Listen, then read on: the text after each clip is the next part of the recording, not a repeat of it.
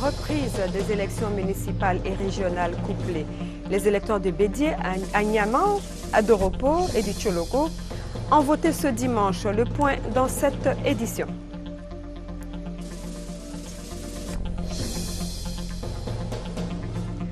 Deux conventions pour reconstituer le couvert forestier.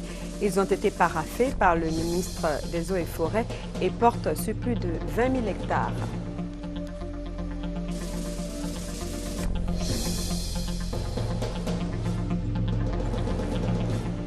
La Belgique a un nouveau roi. Il s'agit de Philippe, qui succède à son père Albert II, qui a abdiqué ce matin après 20 ans de règne. Mesdames et messieurs, bonsoir. Bienvenue à cette édition, reprise des élections municipales et régionales couplées.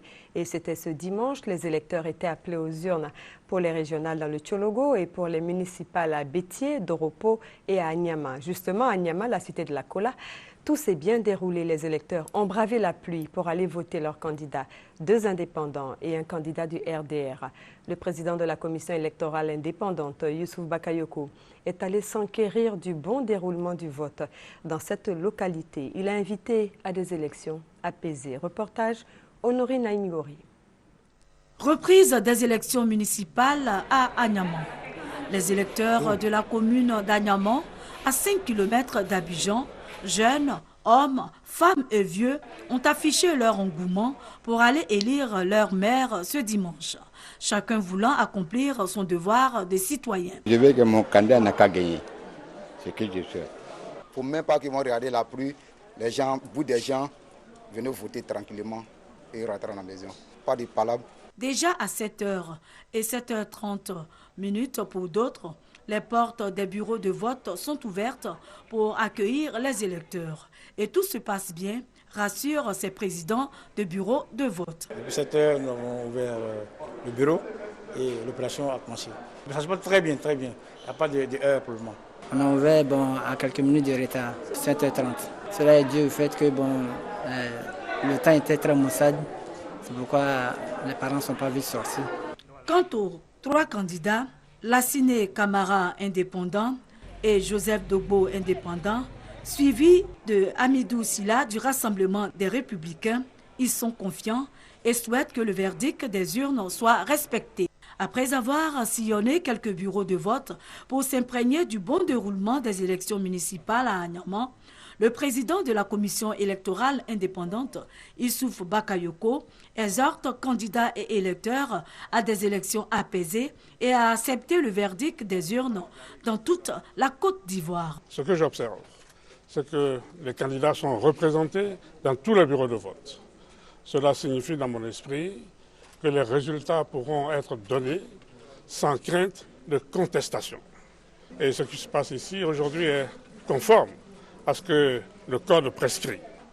Nous demandons que les uns et les autres participent à cette élection, ici comme dans les autres circonscriptions, de façon civilisée, comme on dit, et en ayant à l'esprit qu'ils se battent pour représenter les populations. Lesquelles populations aspirent à un développement, lesquelles populations aspirent à la paix. Dans tous les lieux de vote, la sécurité est de mise. Forces républicaines de Côte d'Ivoire et forces impartiales conjuguent leurs efforts pour veiller au grain. Les bureaux de vote ont fermé leurs portes à 17h. Pour les élections régionales partielles dans la région du Tchologo, ce sont deux listes qui convoitent les faveurs des 92 244 électeurs répartis dans 317 bureaux de vote. La campagne électorale s'est déroulée sans incident majeur. Le scrutin de ce dimanche 21 juillet a débuté effectivement à 7h et a pris fin à 18h.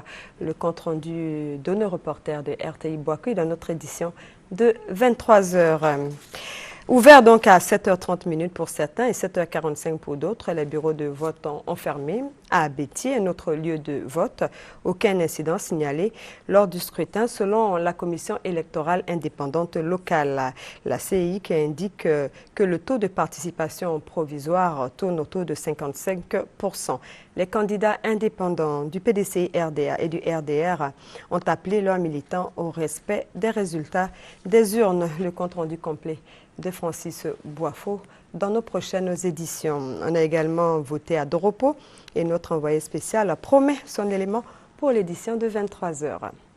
On passe à autre chose. Au terme d'une visite technique de 48 heures en Côte d'Ivoire, la procureure de la Cour pénale internationale Fatou Bensouda a animé une conférence de presse.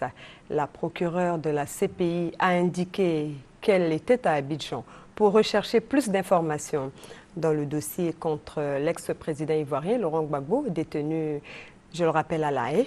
Fatou Bensouda a aussi indiqué que vouloir juger Mme Simone Eivé Gbagbo en Côte d'Ivoire est une prérogative que le statut de Rome reconnaît aux autorités ivoiriennes. Le point avec Michel Digré. À l'entame de sa conférence de presse, la procureure de la CPI a fait le point de l'audience de confirmation ou non des charges contre Laurent Gbagbo tenues au mois de juin dernier. Ce n'est pas le moment de déterminer qu'une personne est coupable ou pas. C'est juste le moment de dire si l'affaire doit aller en procès, c'est-à-dire au niveau suivant. Et les juges peuvent faire trois choses selon les statuts. Ils peuvent confirmer les charges sans demander autre chose au procureur. Ils peuvent rejeter les charges. Ou alors ils peuvent demander des informations complémentaires. Et c'est ce que 2 sur les 3 juges ont demandé, avoir des informations complémentaires. Fatou Bensouda a déclaré que sa visite de travail lui a permis de rencontrer les autorités ivoiriennes, les associations des victimes, ainsi que ses services d'enquête basés en Côte d'Ivoire qui continuent de récolter sur le terrain des éléments d'information qui serviront au procès. L'autre chose que nous faisons, c'est continuer de chercher des informations complémentaires au cas où. Parce que vous devez aussi vous rappeler que pendant que le bureau du procureur fait ses enquêtes, nous pouvons continuer de chercher des informations jusqu'au procès. Alors même si nous n'avons pas besoin de ces informations-là à ce moment précis, nous en aurons besoin pendant le procès. Il est donc important pour le bureau de consolider l'affaire. Et c'est aussi l'une des raisons pour laquelle j'ai effectué cette mission, pour être capable de consolider, de déployer mon équipe sur le terrain. La procureure a également rassuré les uns et les autres sur l'impartialité de la Cour pénale internationale. Dès que les juges de la Cour pénale internationale décideront sur la base de la loi et des preuves présentées par mon bureau de demander l'arrestation et la remise à la Cour d'un autre suspect, peu importe son nom, son rang, son parti politique ou n'importe quelle autre considération. Le gouvernement ivoirien devra respecter ses obligations et remettre cette personne à la Cour pour qu'elle réponde de ses accusations devant la justice. Bensouda a enfin reconnu la lenteur de la justice internationale. Il faut laisser la justice faire son travail et prendre le temps voulu pour le faire bien, a-t-elle conclu. Voilà, après l'arrestation de 8 présumés coupeurs de route la semaine dernière, le Centre de coordination des décisions opérationnelles vient de mettre fin aux activités de 4 autres présumés coupeurs de route. Ils ont donc été pris par les hommes de ce centre de commandement. La traque aux coupeurs de route menée par le Centre de coordination des décisions opérationnelles, CCDO, se poursuit. 4 jours après l'arrestation de 8 présumés coupeurs de route, ce sont 4 nouveaux individus qui viennent de tomber dans les filets des hommes du commandant Isiaka Ouattara. Le commandant des opérations du CCDO rassure la population et annonce la fin de la récréation des coupeurs de route et autres bandits de grands chemins. L'opération se passe toujours sur les renseignements. Et comme nous avons déployé un réseau sur le nord, aujourd'hui, hier on a tapé Boaké, aujourd'hui sur Boaflé et Yamsokro. Et c'est pour vous dire que l'État a mis les moyens pour que vraiment on puisse travailler. Et c'est dommage qu'il y ait toujours des vies humaines qui partent. Il faut que la population nous donne beaucoup d'informations. Sans information, nous ne pouvons rien faire. Et nous appelons la population aujourd'hui vraiment à œuvrer à nous donner des informations. Et je demande à cette population de rester tranquille et de nous informer. Le CCDO est là pour eux. Nous, on est prêts à aller au contact tous les jours avec ces voleurs. Il faut rappeler que ces dernières semaines, les attaques sur les routes du centre et du nord de la Côte d'Ivoire sont devenues récurrentes, causant parfois mort d'hommes. Avec ces actions, le CCDO veut permettre aux usagers de la route de circuler en toute tranquillité. On parle encore de sécurité. Pendant 2 semaines, les agents des forces de l'ordre de 16 pays d'Afrique de l'Ouest ont été formés à la lutte contre le terrorisme. L'initiative d'Interpol qui fait de cette lutte une priorité. À travers cette formation, Interpol veut harmoniser et uniformiser les compétences et l'expertise en matière de lutte contre le terrorisme. Mamadou Kouassi pour les détails. Face à la montée en puissance du terrorisme dans le monde entier, la CEDEAO veut préserver son espace. La communauté économique des États de l'Afrique de l'Ouest a édité un manuel de formation pour lutter contre le terrorisme. Aujourd'hui, Interpol explique le contenu du manuel à ses agents des 15 pays de la CEDEAO et ceux de la Mauritanie. Il s'agit pour la police internationale de lutte contre la criminalité d'uniformiser et d'harmoniser les compétences et les expertises dans la lutte contre le terrorisme. Si nous ne prenons pas de dispositions, si les choses devraient continuer comme c'était, il n'y aurait pas de stabilité, il n'y aurait pas de paix et il n'y a pas de développement sans paix et sans stabilité. Les moyens et les équipements dont bénéficient les pays développés ne sont pas à la portée de l'Afrique de l'Ouest maintenant. Donc dans le moyen et long terme, il s'agira pour l'Afrique de l'Ouest de faire en sorte qu'elle puisse se doter de l'équipement militaire approprié pour faire face à une telle menace, d'où qu'elle vienne. Le représentant du directeur général de la police nationale invite les participants à aider à relais dans leurs pays respectifs afin de maintenir la paix dans la sous-région. Contribuer à améliorer la coopération régionale, l'échange d'informations et le partage des meilleures pratiques. Law enforcement agents have to be well trained. Les participants à la fin des 2 semaines de cours ont promis tout mettre en œuvre pour prévenir et combattre le terrorisme sous toutes ses formes en Afrique de l'Ouest. Voilà, ce report maintenant, la double cérémonie de baptême de la 67e promotion sortante des enfants de troupes et de distribution de prix initialement prévue pour se tenir le lundi 22 juillet 2013 à l'école militaire préparatoire technique et MPT de Bingerville est reportée au vendredi 26 juillet 2013 à 8 h. Un mot de santé maintenant. Le bilan des activités de développement de supplémentation en vitamine A a été livré jeudi dernier. Il s'est agi d'en déterminer les enjeux et les perspectives pour la pérennisation de cette supplémentation en vitamine A dans notre pays. Herman Niamien, un reportage. La carence en vitamine A est aujourd'hui un véritable problème de santé publique. Réduire cette carence, c'est aussi réduire de 24% la mortalité infantile. Depuis plus de 10 ans, la Côte d'Ivoire, soutenue par le gouvernement du Canada et des partenaires techniques comme l'UNICEF et l'organisation Hélène Keller International, mène la lutte contre la carence en vitamine A. Environ 20 000 enfants sont sauvés par an, mais aujourd'hui, il est question de pérenniser l'initiative aux multiples enjeux. Ce programme, nous le poursuivrons au moins jusqu'en 2015, grâce à un partenariat que nous avons avec l'UNICEF et l'organisation Hélène Keller International. L'UNICEF reste toujours disponible à soutenir les activités du gouvernement de Côte d'Ivoire pour la survie des enfants en Côte d'Ivoire. La question a un impact négatif sur le développement socio-économique du pays. Les autorités ivoiriennes en sont convaincues, mais contexte de sortie de crise oblige. Elles comptent sur l'appui des partenaires pour ne pas s'arrêter en chemin. La Côte d'Ivoire fait beaucoup déjà. L'année dernière, c'était déjà 800 millions qui avaient été octroyés au programme national de nutrition. Cette année, je pense un peu moins, mais vous savez que les chantiers sont nombreux. Il est important que nous soyons encore accompagnés jusqu'à l'horizon 2015-2020. La carence en vitamine A diminue la résistance aux infections, entraîne le retard de croissance et provoque les affections oculaires pouvant causer la cécité. La communauté internationale a célébré jeudi dernier la 27e journée mondiale de la population. Autour du thème « Les grossesses adolescentes » en Côte d'Ivoire, les festivités se sont déroulées dans la région de la Nawa, plus précisément à Soubré. Et pour marquer l'événement, les autorités administratives, politiques, religieuses et coutumières se sont joints à cette célébration. Pour faire le diagnostic des grossesses précoces chez les adolescentes en vue d'une solution pour une Côte d'Ivoire émergente à l'horizon 2020, c'est ce que nous dit Chantal Akonda dans ce reportage. En Côte d'Ivoire, une fille sur 3, dont l'âge varie entre 15 et 19 ans, a un enfant, voire même 2. À l'intérieur du pays, la situation est encore dramatique. C'est le cas de Soubré. D'ailleurs, c'est ce qui a motivé le choix de cette ville pour célébrer la journée mondiale de la population. Ce jour-là, moi-même, je ne sais pas ce qu'il faisait même. C'est dans ça maintenant, je suis tombée enceinte. Parce que je ne voyais pas mes menstrues, ça fait de ça. Enceinte dans 2 mois. Je regrette, mais je vais garder mon bébé. Les victimes de grossesse précoce sont nombreuses, une situation qui préoccupe les parents. J'ai 5 enfants. Nos enfants de maintenant, là, on ne peut pas les attraper. C'est-à-dire quand tu fais un tour net, ils glissent et puis ils s'en vont. Donc c'est difficile. Mais il faut causer avec ta fille comme une camarade, une amie.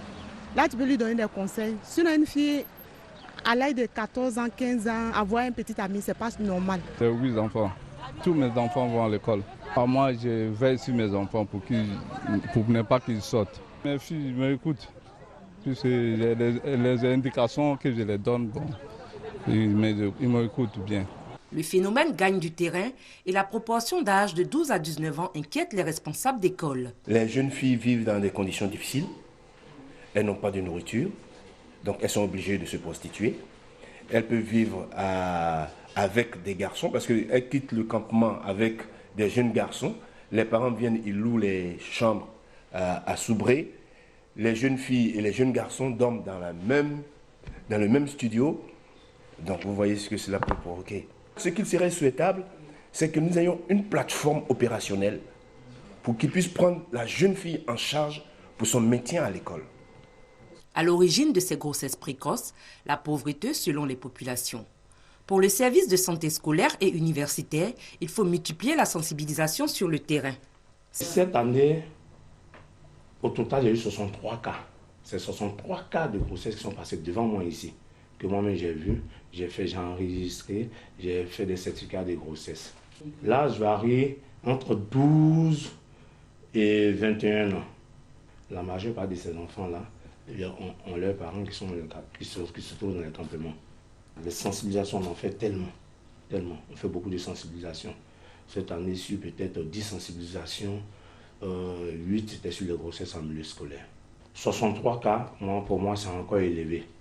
Il faut que nous continuions à sensibiliser encore. Et puis maintenant, c'est d'enseigner aux enfants les méthodes contraceptives aussi. Message soutenu par le maire qui a décidé de prendre des dispositions.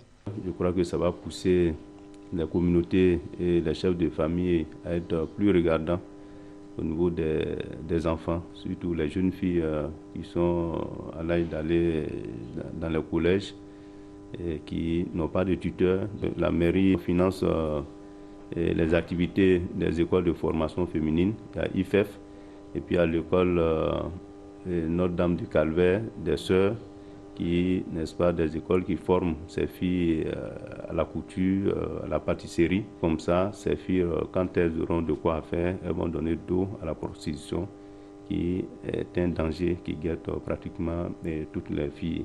La mairie va envisager construire des internats, va mettre ça à moins de coût à la disposition des parents pour qu'ils puissent recevoir une bonne éducation, ne pas qu'ils soient laissés à eux-mêmes dans la ville en train de faire n'importe quoi.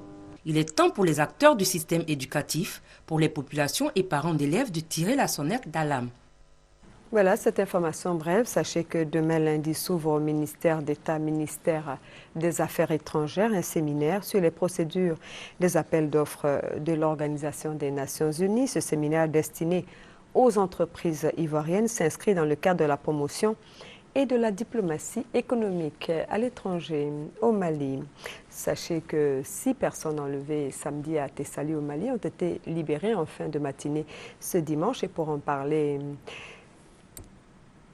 Sylvie Touré qui est notre envoyée spéciale au Mali. Elle va suivre le scrutin qui va se dérouler le 28 juillet prochain. Bonsoir Sylvie. Bonsoir Abiba. Est-ce que vous confirmez l'information? Effectivement, nous avons pu confirmer avec les autorités la libération des agents électoraux enlevés hier samedi à Tessalit dans la région de Kidal, c'est au nord du Mali. Ces agents commis à la distribution des cartes d'électeurs avaient été enlevés. En effet partie, puisque l'acte n'a pas été revendiqué. Ces agents ont donc été libérés ce dimanche, comme vous l'avez dit. Oui. Est-ce que cet acte ne constitue pas une menace pour le scrutin dans le nord du pays, scrutin prévu le 28 juillet prochain? Effectivement, on peut craindre une menace puisque l'acte a été commis à une semaine de l'élection. Une élection que les autorités veulent nationale, une élection qui doit donc se tenir sur l'ensemble du territoire malien. Retenez cependant qu'en ce moment, le calme est de retour à Kidal. Des patrouilles sillonnent la région pour assurer les habitants. Ce dispositif devrait se porter dans les jours prochains pour permettre aux 35 095 électeurs inscrits à Kidal de pouvoir se rendre aux urnes un dimanche, accomplir leurs devoirs civiques. Il faut surtout noter à Biba que ce soir, le président de la transition, Dion Kounda Traoré, a reçu une délégation du Haut Conseil pour l'unité de l'Azawad et du MNLA, le Mouvement national de libération de l'Azawad, deux groupes rebelles du Nord, et cette rencontre devait contribuer à décrisper la situation dans le nord du Mali. Oui, mais le MNLA nie toute implication dans cet enlèvement. Oui, effectivement, puisque le MNLA est signataire de l'accord de Ouagadougou pour le Mali, un accord qui devait permettre le déploiement de l'administration, également de l'armée malienne dans le nord. Mais le MNLA aussi indexé parce que l'acte a été commis à bord d'une voiture avec un drapeau du MNLA. D'accord. Mais à part cela, quelle est l'ambiance dans le reste du pays? Il faut noter que Bamako est calme. La pluie qui s'est abattue sur la ville n'a pas permis aux candidats de battre la campagne à Bamako. Mais c'est sûr que l'ambiance doit monter d'un cran dans la capitale cette semaine, puisque la campagne jusque-là se déroulait à l'intérieur du pays. Le dernier virage du premier tour de la présidentielle va donc se négocier à Bamako, et ce, dès demain lundi. Mais combien de candidats en lice, pour rappel, Sylvie Touré? 27 candidats. Au départ, 28, suite au désistement d'un candidat, celui du parrainage. Voilà, il en reste 27 qui sont tous en campagne en ce moment. Voilà, merci beaucoup Sylvie Touré. Merci Abiba.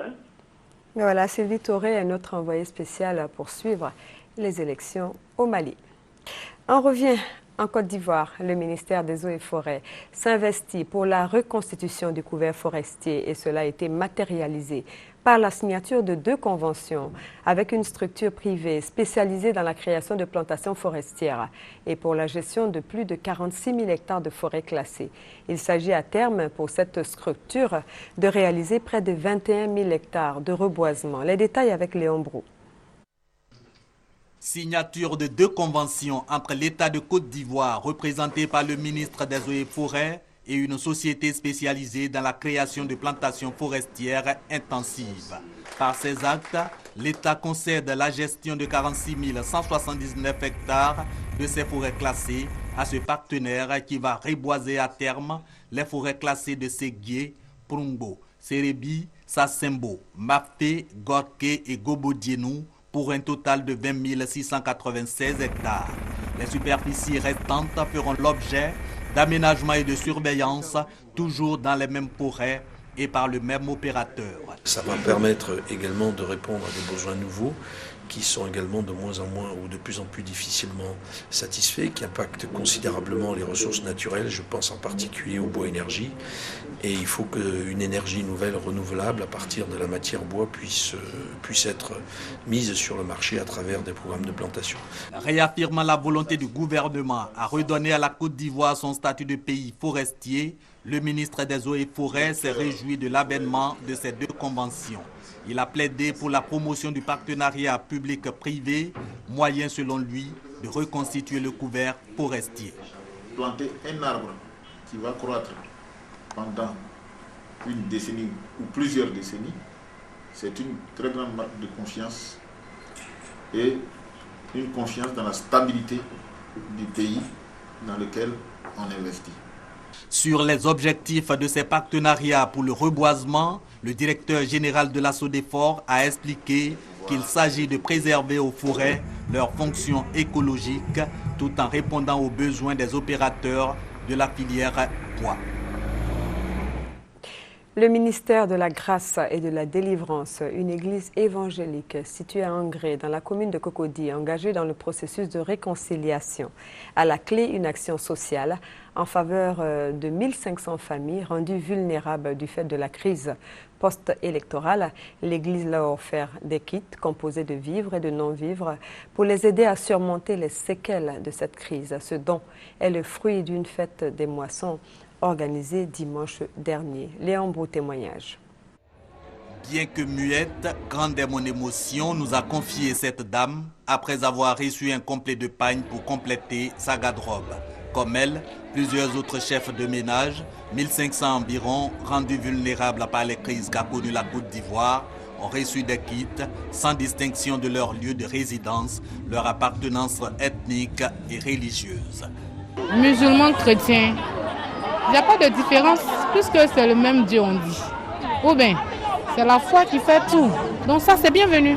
Ça nous permet de tout pardonner, tout ce que nous avons vécu, vraiment pour la réconciliation, vraiment en tout cas, ça nous servit quoi. Donc vraiment, ça nous va droit au cœur. Initiatrice de cette action sociale, l'Église évangélique, ministère de la grâce et de la délivrance. Il s'agit pour les fidèles de traduire leur solidarité aux victimes des crises, une façon de les encourager à pardonner pour une réconciliation vraie. Je veux amener tout le monde à comprendre que nous sommes même chose. Et aussi permettre aux gens de réaliser qu'on a une seule nation, un seul pays, et on ne peut pas échanger ça avec un bien quelconque ou quoi que ce soit. D'une manière symbolique, je vais dire aux femmes que avec ce qu'on va donner, c'est rien. Mais à travers le cadeau que nous sommes en train de donner, pour témoigner que nous pouvons nous mettre ensemble, nous pouvons nous retrouver sans toutefois attendre quoi que ce soit ou recevoir quelque chose. Mais notre joie simplement peut nous donner d'oublier plusieurs choses et de repartir de bonnes bases. Les dons distribués ont été récoltés à la faveur de la fête des moissons de l'Église du ministère de la grâce et de la délivrance. Ils sont composés de vivres et de non-vivres, essentiellement de pagne et de riz. Les 60 ans de sacerdoce de Bernard Cardinal Agré ont été célébrés hier samedi 20 juillet à l'église Saint-Ambroise du Jubilé de Cocody-en-Gré. Une messe d'action de grâce a été célébrée à cette occasion. Reportage Herman Niamia. La paroisse Saint-Ambroise du Jubilé d'Angré prise d'assaut par des fidèles chrétiens catholiques. Venus des quatre coins du monde, ils sont venus célébrer le jubilé de diamant de Bernard Cardinal Agré. Tous ont tenu à témoigner leur gratitude au deuxième cardinal de l'Église catholique ivoirienne. À cette célébration, les intervenants n'ont pas tari d'éloges à celui qu'ils qualifient de pasteur des hommes et visionnaire de Dieu. Un homme selon eux qui aura marqué des pages capitales de l'Église ivoirienne, celle de la sous-région, de l'Afrique tout entière et de l'Église universelle, sans oublier l'histoire de la Côte d'Ivoire. Bernard Cardinal Agré fête, en plus de ses 60 ans de sacerdoce, ses 45 ans d'épiscopat. Il dit simplement merci à son Créateur pour tout ce qu'il a fait pour lui dans l'accomplissement de sa mission. Le Seigneur m'a permis de vivre comme ça et que je souhaite que beaucoup me suivent et me dépassent en âge et en œuvre. C'est ce que je souhaite. Et pour la Côte d'Ivoire, que les gens commencent à se regarder avec un œil positif et qui prient. En plus des hommages dont il a bénéficié, Bernard Cardinal Agré a été nommé ambassadeur de bonne volonté de l'Église catholique dans le monde. Toujours dans le volet religion, le Conseil supérieur des imams a organisé la 5e édition de sa traditionnelle rupture collective du jeûne du Ramadan. Cette activité est organisée à l'intention des autorités ivoiriennes au plus haut niveau des institutions nationales et internationales. Cette année, la cérémonie a eu lieu à l'hôtel du Golfe d'Abidjan. Ali Djarasouba. Les jardins du Golf Hôtel d'Abidjan, transformés ce samedi soir en une mosquée et un restaurant, le temps d'une rupture de jeûne. C'est désormais une tradition. L'initiative du COSIM, le Conseil supérieur des imams, qui invite chaque année le chef de l'État, des membres du gouvernement, le corps diplomatique à l'iftar, la rupture du jeûne musulman. Il est 18h34 et quand l'appel à la prière du muezzin sonne le moment de la délivrance, l'heure de la rupture. On ne se fait pas prier, on boit en mangeant faim. Ensuite, la prière de Maghrib, la prière du coucher du soleil, puis l'aspect officiel de la cérémonie. À la table du Cheikh Boakari Fofana, Ahmed Bakayoko, ministre d'État, ministre de l'Intérieur et de la Sécurité, représentant le chef de l'État, accompagné des ministres Mabri Touakeus Abdallah, Adama Tungara et Sidiki Konaté. Le représentant du président Ouattara a salué les efforts du COSIM dans le sens de la cohabitation pacifique entre les Ivoiriens. Je voudrais vous traduire les félicitations du président de la République pour la haute conduite que vous avez de toute la communauté musulmane en Côte d'Ivoire au travers du COSIM. Et les paroles fortes nous montrent bien votre engagement à consolider l'amour entre les Ivoiriens, l'amour entre les membres de la communauté musulmane en Côte d'Ivoire, donc la paix et la réconciliation en Côte d'Ivoire.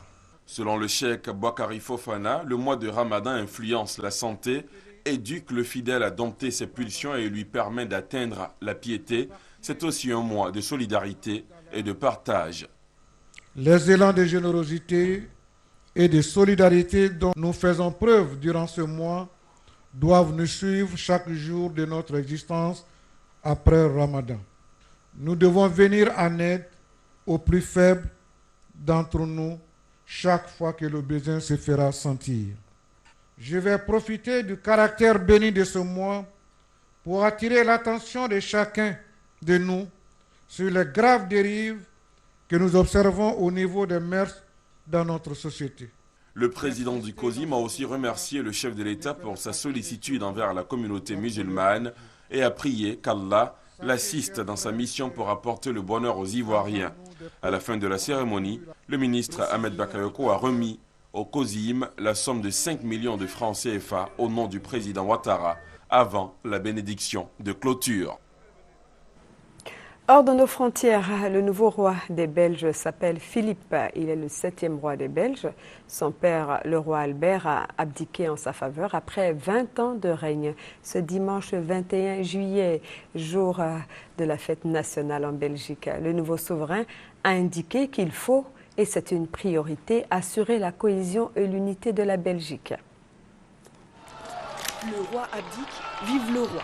En ce jour de fête nationale, Philippe de Belgique succède à son père Albert II. Il aura la difficile tâche de préserver l'unité d'un pays qui enchaîne crise politique sur crise politique depuis plusieurs années, et tout cela sans bénéficier de l'affection que portaient de nombreux Belges à son père.